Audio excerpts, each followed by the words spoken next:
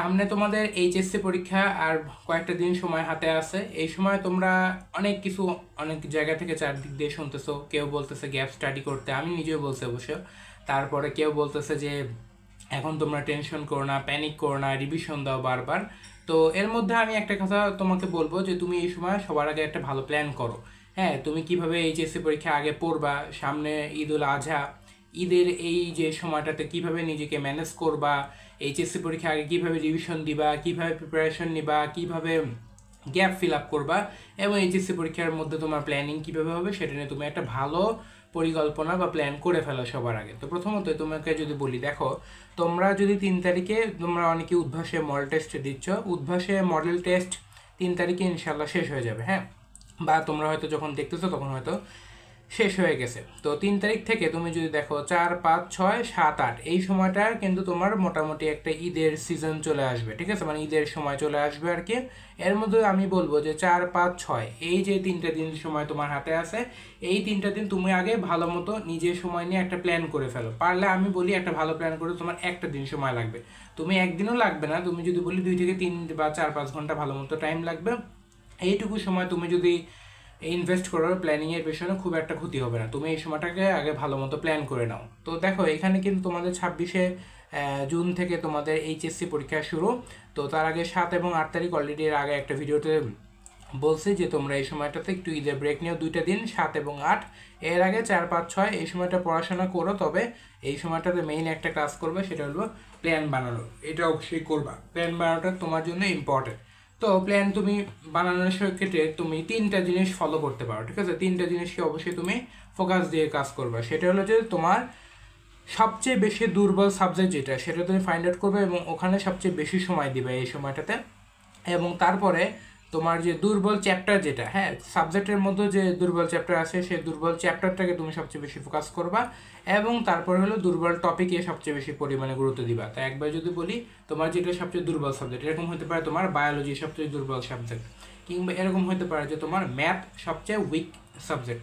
তো তুমি সেখানে বেশি টাইম দিবা। এবং তোমার তো একটা সাবজেক্টের সব জায়গায় দুর্বলতা না, যেটা যেই চ্যাপ্টারটার দুর্বলতা সেটা করবা। তোমার ইন্টিগ্রেশন দুর্বলতা হলে তুমি ইন্টিগ্রেশন করবা। তোমার যদি মনে হয় যে না আমার কনিক দুর্বলতা আছে, তাহলে তুমি কনিক্স করবা। আবার এরকম হতে পারে যে তোমার মনে করো ইন্টিগ্রেশন সবগুলোতে সমস্যা না, 10.5, 6, 7 তুমি ভালো মতো পারো না, তাহলে শুধুমাত্র ওই 3টা টপিকেই বা ওই 3টা চ্যাপ্টারে ফোকাস করবা। তো এইভাবে তোমার প্ল্যানিং সাজাতে হবে, ঠিক আছে।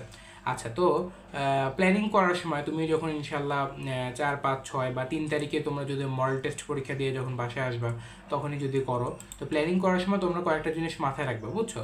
তো প্ল্যানিং করার ক্ষেত্রে একটা জিনিস যদি বলি, তুমি ধরে একটা সাদা কাগজ নিবা, ঠিক আছে। সাদা কাগজের মাঝ বরাবর একটা দাগ টানবা, খাড়া দাগ টানবা, আবার পাশাপাশি 2টা খাড়া দাগ টানবা। তো এইভাবে তুমি মনে করো ভার্টিক্যালি এবং হরিজেন্টালি যখন তুমি দাগ টেনে ফেলবা, তখন তোমার 4টা কোয়াড্রেন্ট তৈরি হবে, 4টা ভাগ তৈরি হবে, ঠিক আছে।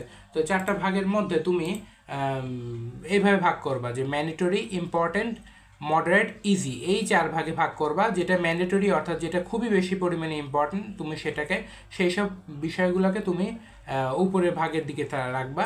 ইম্পর্টেন্ট যেটা সেগুলোকে মোটামুটি ইম্পর্টেন্ট, যেগুলো মনে করো যে দরকার, সেগুলোকে আরেক ভাগে রাখবা। যেগুলো তুলনামূলকভাবে কম মানে করো পড়াশোনা করলেই চলে এরকম জিনিসগুলোকে মডারেট ভাগে রাখবা।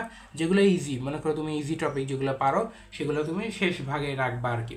তো এইভাবে তুমি 4টা ভাগ করে তোমার যে চ্যাপ্টারগুলো যে দুর্বলতা যেগুলো আছে সেগুলোকে তুমি ম্যান্ডেটরি, ইম্পর্টেন্ট, মডারেট, ইজি এই 4 ক্যাটাগরিতে ভাগ করে তুমি রেখে দিতে পারো। এটা আবার সবগুলো চ্যাপ্টারের জন্য করতে হবে এমন না, কিন্তু যেগুলো তোমার স্পেসিফিকলি দুর্বলতা, যে একটু আগে 3টে পয়েন্টের কথা বললাম, ওই 3টা পয়েন্টের মধ্যে যে দুর্বল পয়েন্টগুলো পড়ে, উইক পয়েন্টগুলোকে তুমি এই 4 ভাগে ভাগ করবা, ঠিক আছে। এটা হলো প্ল্যানিং করার জন্য একটা সিস্টেম, তুমি এভাবে প্ল্যানিং করতে পারো। তারপরে তুমি আরেকটা জিনিস করতে পারো যে তুমি ধরে নাও যে খাতা কলম নিলা, ঠিক আছে। খাতা কলম নিয়ে তুমি যেটা করতে পারো সেটা হলো যে লিখলা যে তোমার যেগুলো দুর্বলতা, মনে করো যে তোমার ফিজিক্স চ্যাপ্টার 2 নাম্বার চ্যাপ্টারের দুর্বলতা, তো সেগুলো তুমি প্রবলেম নাম দিয়ে লিখলে আর কি। তারপরে মনে করো কি যে এইটি একটা না, আরও কয়েকটা দুর্বলতা আছে, তুমি মনে করো যে লিখলা যে তোমার কেমিস্ট্রি সেকেন্ড পেপারে তোমার দুর্বলতা, তুমি লিখলা কেমিস্ট্রি সেকেন্ড, তারপর তোমার একটা চ্যাপ্টারের দুর্বলতা, মনে করো কথার কথা কেমিস্ট্রি 2 নাম্বার চ্যাপ্টারের দুর্বলতা, জৈব রসায়ন দুর্বলতা লিখলা। তারপর মনে করো ম্যাথে তোমার উইক আছে, তুমি ম্যাথ সেকেন্ড পেপারে মনে করো ভালো করে কনিক্স পারো না, কনিক্স লিখলা আর কি, যে কনিক্স চ্যাপ্টারটা আমার এখন দুর্বল। তারপর মনে করো তুমি বায়োলজি পারো না, তো বায়োলজিতে তোমার দুর্বলতা তুমি লিখতে পারো, যে মনে করো তুমি বায়োলজি সেকেন্ড পেপারে তুমি ভালো মতো হাইড্রা পারো না, তো তুমি হাইড্রা লিখলে আর কি। তো এইভাবে তোমার একটা কাগজের মধ্যে তুমি যেগুলো চ্যাপ্টার দুর্বল সেগুলো আগে লিখে ফেলো, তারপরে ওই যে 4টা category mandatory, important, moderate, easy, এই 4 ভাগে ভাগ করে ইম্পর্টেন্ট লিস্ট মানে রেডি করে ফেলো, ঠিক আছে।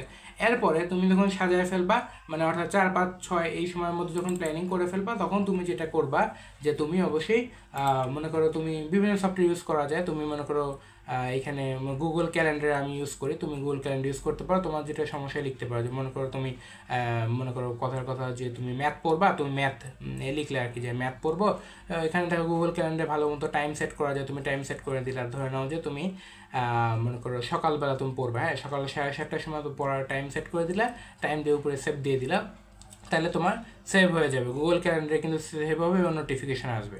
আবার মনে করো তুমি ধরে নাও যে তুমি মনে করো ফিজিক্স ভালো মতো পারো না, তো ফিজিক্সের মনে করো তোমার একটা চ্যাপ্টার দুর্বলতা আছে, মনে করো সেটা হলো ভেক্টর চ্যাপ্টার তুমি পারো না, তো ভেক্টর চ্যাপ্টারটা লিখলা যে ভেক্টর চ্যাপ্টারটা আমি পড়বো, মনে করো তুমি 2 ঘন্টায় আগের বিষয়টা পড়ে 9:30 থেকে ধরে নাও যে ফিজিক্স সেকেন্ড পেপার পড়লা।